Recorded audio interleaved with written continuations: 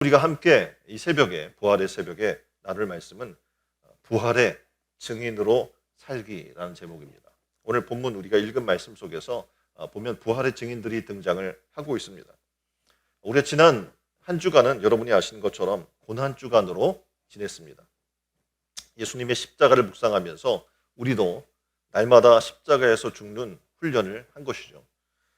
우리의 교만과 우리의 아집과 자존심을 십자가에 못 박는 그런 시간을 한 주간 동안 보내는 줄 믿습니다. 마땅히 죽어야 하지만 죽지 않고 여전히 우리 안에 남아있는 이의 성품, 그리고 죽어야 할 우리의 교만함, 우리의 모든 것들이 십자가에 죽어진 줄 믿습니다. 그래서 이제 못 박혀 죽고 그리스도 안에서 다시 사는 시간이 바로 오늘 부활주일인 줄 믿습니다. 그래서 고난의 여정이 끝나면 부활의 기쁨과 영광이 우리에게 주어지게 됩니다. 고난주간 기간 동안에 자아를 십자가에 못 박고 뼈아픈 경험을 하지 못했다면 이 부활절 아침의 시간이 얼마나 큰 기쁨이고 얼마나 큰 영광인지를 느끼지 못하게 될 것입니다. 2000년 전에 골고다 언덕에 세워진 그 십자가가 바로 지금 내가 경험한 나의 십자가 사건일 때 예수님께서 십자가 죽으심으로 내게는 영생을 주는 하나님의 은총의 사건이 되는 것입니다. 이 십자가 사건을 경험한 사람들은요, 부활의 사건도 동시에 경험하게 됩니다. 십자가에 죽으신 예수님께서 죽음의 권세를 물리치시고 그리고 다시 살아나신 것처럼 십자가의 죽음을 경험한 사람들은 동시에 그 안에서 이 부활주의를 맞아서 살아나게 된 줄 믿습니다. 사도 바울은 십자가에 못 박혀 죽은 자신의 모습이 예수 그리스도 안에서 다시 살아났다라는 것을 지금 고백해 주고 있는데요. 부활의 기쁨은 십자가에 못 박혀 죽은 고난의 깊이와 비례하게 찾아오게 되는 것입니다. 그렇습니다. 자아를 십자가에 못 박을 때 비로소 우리는 부활의 기쁨을 맛볼 수가 있습니다. 우리의 옛 성품과 못난 자아를 십자가에 못 박는 믿음의 연단을 통해서 우리도 부활의 영광에 참여하게 되는 줄 믿습니다. 인간이 아무리 위대하다고 할지라도 아무리 장수한다고 오래 산다고 한다고 할지라도 다 죽어서 무덤에 묻히는 것은 사실입니다. 그리고 그 무덤에 사람들은요, 크기를 자랑하기를 원해요. 죽으면 자기는 알 수도 없는데 무덤의 크기를 자랑합니다. 이집트 왕들을 여러분이 아실 겁니다. 하면 떠오르는 게 뭡니까? 피라미드입니다. 어마어마한 무덤을 만들어서 자신의 죽음과 거기에 묻힌 것을 자랑하죠. 사우디아라비아에 가면 메디나라는 곳이 있어요. 거기 가면 예언자의 사원이라는 곳이 있습니다. 이 사원 안에는 어마어마하게 큰 이슬람교의 창시자인 마호메트의 무덤이 그 안에 들어가 있습니다. 여러분이 알고 있는 중국의 진시황을 알 겁니다. 그는 자신이 살아있을 때 38년 동안 70만 명을 동원해서 사후에 묻힐 지하 궁전을 조성했다고 하는데 면적이 무려 56제곱킬로미터가 된다고 얘기해요. 그러니까 어떻게 보면 사람들은요, 자신이 이 땅에 살고 머물러 있는 그 삶의 마지막 최후까지도 거기서 굉장히 큰 무덤을 자랑하면서 최후를 맞이하기를 원하죠. 그런데 놀라운 사실은 예수님의 무덤이 없다는 거예요. 예수님의 무덤은 비어 있다는 겁니다. 지금 그 무덤이 실제로 어디에 있는지 정확하지 않습니다. 왜 그러냐면 죽음에서 다시 살아나신 예수 그리스도에게 있어서는 무덤은 아무 의미가 없기 때문에 그렇습니다. 기독교는 부활의 종교입니다. 그래서 우리 기독교에서 예수님의 무덤이 그렇게 큰 관심거리가 되지 않습니다. 왜냐하면 우리 신앙에 있어서 부활은 신앙의 정수가 되기 때문에 그렇습니다. 죽음의 세력에 매여서 신음하고 있는 모든 세상의 사람들에게 부활보다 더 큰 소망을 주는 것은 없습니다. 오늘 이 시간에 예수님 당시에 예수님의 부활을 직접 목격했던 사람들의 생생한 고백을 우리가 만나기를 원합니다. 그리고 우리도 그들의 고백처럼 부활의 증인으로 살아나간 성도들이 다 되기를 주님의 이름으로 축원드립니다. 그 첫 번째 사람은요, 오늘 본문에 등장하는 것처럼 막달라 마리아입니다. 예수님이 십자가에 못 박혀 돌아가신 후에 슬픔에 잠긴 막달라 마리아와 여러 여인들이 안식 후 첫날에 예수님의 시신에 향유를 바르기 위해서 향유를 준비해 두었습니다. 그리고 여인들은 향품을 주님의 시신에 바르기 위해서 해가 뜨기 전에 이른 새벽에 예수님의 무덤을 찾아갑니다. 그런데 놀라운 사실이 있었어요. 뭐냐면 이 무덤이 빈 무덤이었던 거예요. 빈 무덤을 제일 먼저 발견한 여인이 있는데 누구냐면 막달라 마리아였습니다.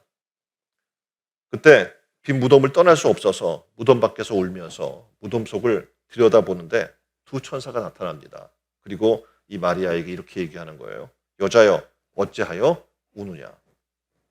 마리아는 자신의 마음을 고백해요. 사람이 내 주를 가져다가 어디에 두었는지 내가 알지 못함이라 그렇게 말했고, 그때 부활하신 예수님께서 그 뒤에서 이렇게 또 말씀합니다.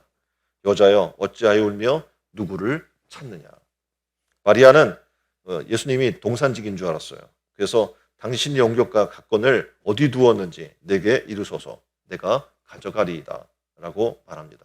그때 부활하신 예수님께서 나타나셔서 이렇게 얘기하시죠. 마리아야.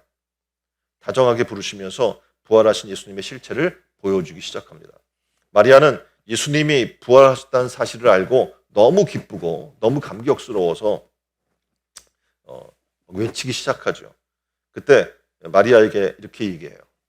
너는 내 형제들에게 가서 이르되 내가 내 아버지 곧 너희 하나님께 올라간다 하라 라고 말씀하시면서 마리아에게 예수님의 생전에도 이렇게 말씀하셨잖아요. 부활에 내가 다시 3일 만에 부활하리라 라고 말씀하신 것처럼 부활의 신앙을 확실하게 보여주십니다. 막달라 마리아는 부활하신 주님을 먼저 만나 뵙는 그런 영광을 누리게 되었고요.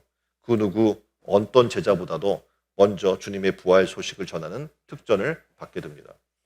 그녀는 제자들에게 달려갑니다. 그리고 예수님이 분부하고 명령하셨던 그 일을 하죠. 뭡니까? 내가 다시 사신 주님을 만나 뵈었습니다. 부활하신 주님을 제자들에게 증거했고, 그리고 최초의 부활의 증인이 됩니다. 오늘날도 부활의 신앙을 우리가 소유했다면 우리는 어떻게 해야 돼요? 부활의 증인으로 살아야 될 줄 믿습니다. 우리가 부활의 주님을 목격하고도 그분을 증거하지 못한다면 부활의 주님 만난 사람이 아니라는 거죠. 부활절은 우리 모두 막달라 마리아와 같이 부활의 주님 만난 날입니다. 그리고 부활의 소망이 넘치는 이 복음을 힘있게 전하는 증인들이 다 되시기를 주님의 이름으로 축원드립니다. 두 번째 사람이 있죠. 오늘 어떤 사람입니까? 도마입니다. 주님은 다락방에 모인 제자들에게 나타나죠. 첫 번째 나타남에 요한복음 20장 19절 말씀입니다. 이날 곧 안식 후 첫날 저녁 때 제자들이 유대인을 두려워하여 모인 곳에 문들을 닫았더니 예수께서 오사 가운데 서서 가라사대 너희에게 평강이 있을지어다 라고 말씀합니다. 자, 이 말씀을 들었는데 예수님 만났는데 부활하신 예수님을 보고 제자들은 유령인 줄 압니다. 그리고 처음에 굉장히 놀라지요. 두려움에 사로잡혀 있는 제자들에게 예수님은 못 박히신 손과 옆구리에 창 자국을 보여주십니다. 그 결과 제자들은 예수님의 부활을 확신하게 되죠.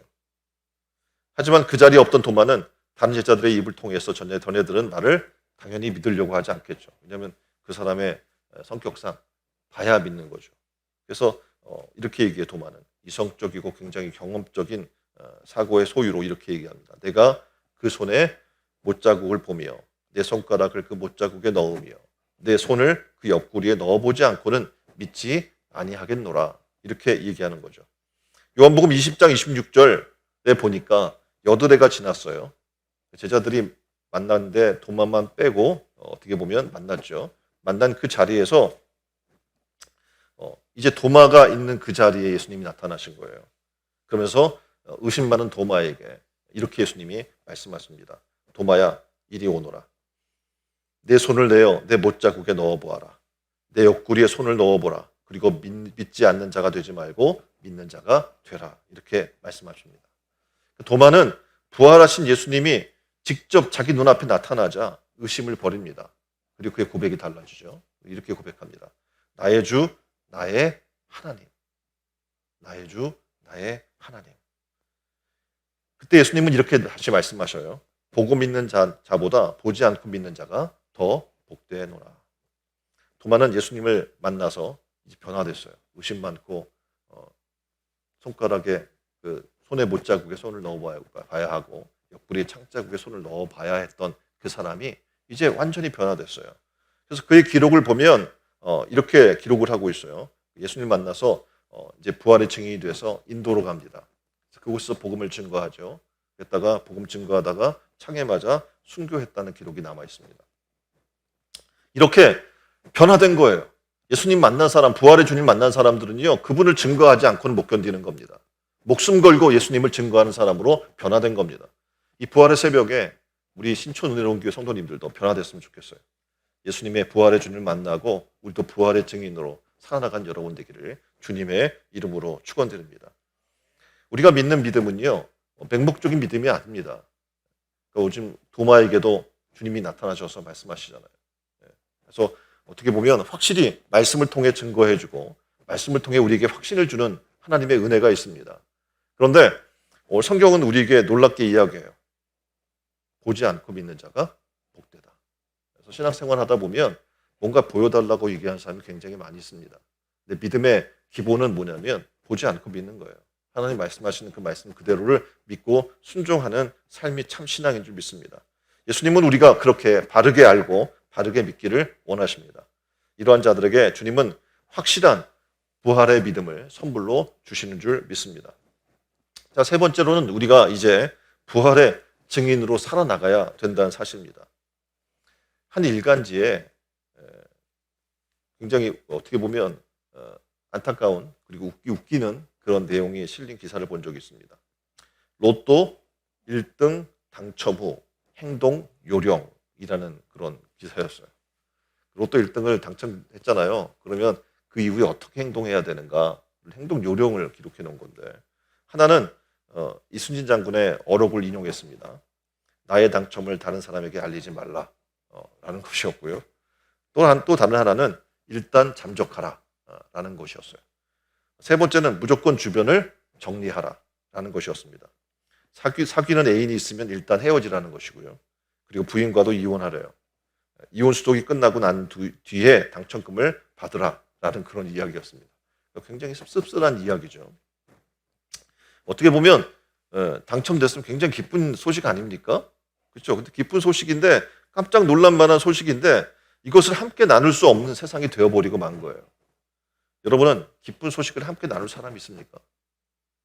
여러분이 정말 기쁜 소식이 있으면 함께 나눌 사람이 있어요? 아니면 그 기쁜 소식을 지금 이 요령처럼 감춰야 합니까? 정말 깜짝 놀랄 만한 소식이 있을 때 누구에게 제일 먼저 알리시겠습니까? 성경은 우리에게 이야기해요. 내 이웃에게 전하라는 거죠. 엠마오 마을로 내려가던 두 제자가 있었어요. 그 제자가 부활하신 예수님 만났어요. 만나고 나서 다시 어디로요? 주님 만났던 그 장소, 그리고 주님이 다시 만나자고 했던 장소로 되돌아갑니다. 그리고 그 부활의 주님을 증거해요. 내가 엠마오로 가는 길에 주님을 만났다 라고 이야기하며 간증하기 시작합니다. 누가복음 24장 34절에 보니까 주께서 과연 살아나시고 시몬에게도 나타났다 하는지라 라고 하면서 계속해서 부활의 주님을 증거하는 거죠. 예루살렘에 올라가 보니 예수님의 제자들이 모여 있습니다. 그들은 예수님 만난 일을 증거하기 시작합니다.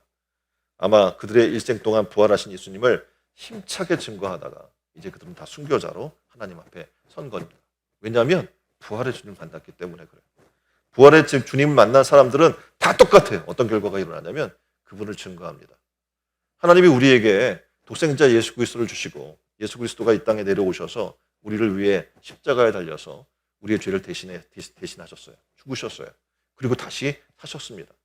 하나님이 우리에게 명령하시는 것이 있죠. 또 예수님도 마지막 유언처럼 우리에게 명령하는 게 있어요. 뭡니까? 땅끝까지 이르러 내 증인이 되라 라고 하시는 말씀인 겁니다. 이제 우리는 이 부활하신 예수님을 힘차게 증거하는 증인의 삶을 살아야 될 줄 믿습니다. 이것이 바로 우리 믿는 성도의 삶인 줄 믿습니다. 사망 권세를 깨뜨리고 부활하신 예수님의 소식을 접한 우리들도 이제 그냥 가만히 있으면 안 돼요. 나가서 전해야 할 줄 믿습니다. 부활 신앙은요, 예수님을 만나본 사람만이 가질 수 있는 신앙입니다. 종교 개혁자 중에서 칼빈이라는 사람이 있어요. 그는 굉장히 의미 있는 교훈을 후세에게 남겨주고 갔는데 죽을 때 그의 유언 중에 하나가 뭐였냐면 내 무덤에 묘비를 세우지 말고 내 무덤에 흔적이 없도록 해달라 라는 것이었습니다. 그림 보면 이 프랑스의 국립 묘지입니다. 근데 그 가운데 칼빈의 묘가 있어요. 보면 번호로 돼 있어서 누구 묘인지도 몰라요. 그래서 사람들이 물어물어 이렇게 알게 되는 거죠. 근데 정말 묘비석에 보면 아무것도 없죠. 그리고 JC라고 하는 두 글자만 적혀 있습니다. 그러니까 그나마 좀 알게 하려고 누구 거라는 걸 알게 하려고 JC라고 그냥 보면 새겨놨어요. 그냥 보이지도 않아요. 어떻게 보면 금욕적이고 검소한 삶을 살았던 그의 삶의 모습인 겁니다. 그 무덤이 아닌 장차올 부활의 소망을 안고 살았던 삶의 모습이에요. 그러니까 우리 신앙의 삶도 이렇게 부활의 첫 열매가 되신 예수님을 만나고 모두 다 부활의 증인이 되기를 주님의 이름으로 축원드립니다. 오늘 우리가 이 새벽에 이제 조금 우리가 좀 성찬식을 거행하게 될 거예요. 예수님께서 이 땅에 오셔서 자신의 몸의 찢김과 우리를 위해서 흘릴 피를 기념하라라고 말씀을 하셨어요. 그래서 정말 우리가 주님의 몸과 주님의 피를 받아 먹고 마심으로 말미암아서 주님과 하나 되고 이제 그 부활의 주님을 증거하는 우리 모두가 되었으면 좋겠습니다. 뿐만 아니라 이제 오늘 우리가 지금 계란을 또 나눠줄 거예요. 부활절 계란을 나눠주는 시간이 있어요. 이제 받아서 우리가 예수 부활하셨네라고 외치게 할 겁니다. 외치시고 그 부활 계란을 드시라고 드리는 게 아니라 여러분 뭘 하라고? 그거를 하나씩 받은 걸 좀 가시면서 한 명에게라도 좀 전했으면 좋겠어요. 그래서 아니면 여기 입구에 서서 하나라도 나눠 예수님 부활했습니다 라고 여러분이 한 사람에게 나눠주는 그런 시간이었으면 좋겠습니다. 내가 두 사람 세 사람 하겠다고 하면 받아가시면 되는데요. 이제 오늘 오후에 또 부활절 계란을 또 나눠주게 될 거예요. 똑같아요. 전하라고 드리는 겁니다. 우리 크리스찬들에게는 전하라고 드리는 것이고 새로운 분들은 이제 뭐 드시라고 드리는 거고 그렇잖아요. 여러분이 우리 안에서 하나님께서 주신 이 복음의 놀라운 은혜의 역사는 이제 우리가 나누고 하나님 안에서 베풀고 하는 삶으로 변화되어야 될 줄 믿습니다.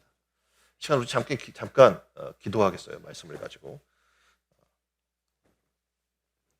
하나님 오늘 이 시간에는 예수님 당시 직접 부활을 목격했던 마리아와 도마와 엠마오 마을에 가던 두 제자를 통해서 부활의 주님을 만나면 담대해지고 또 목숨 걸고 주를 증거하는 사람이 되는 것을 보게 되었습니다. 이 시간 부활의 주님을 만나게 하시고 부활의 증인으로 살아가는 성도들이 다 되게 하여 주옵소서. 부활의 소망이 되시는 예수님의 이름으로 기도합니다.